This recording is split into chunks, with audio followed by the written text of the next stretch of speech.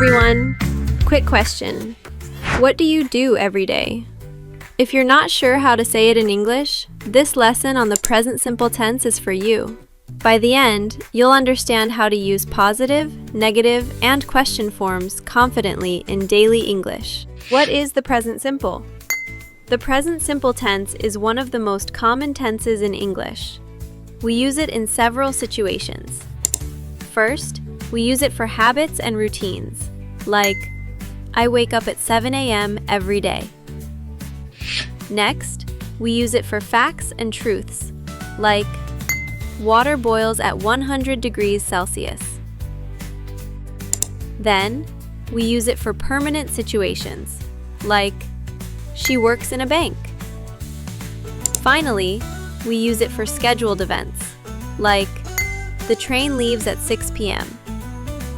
Additionally, the present simple helps describe actions that are regular or generally true.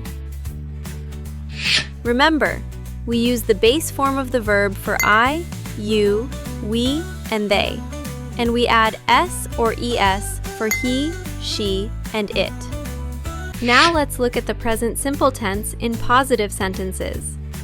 When the subject is I, you, we, or they, we use the base form of the verb. Here is the structure: subject plus base verb. For example, I wake up early. You study English every day. We go to school together. They watch TV at night. Notice that the verb does not change. We always use the base verb with these subjects.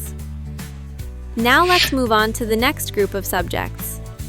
When the subject is he, she, or it, the structure is slightly different.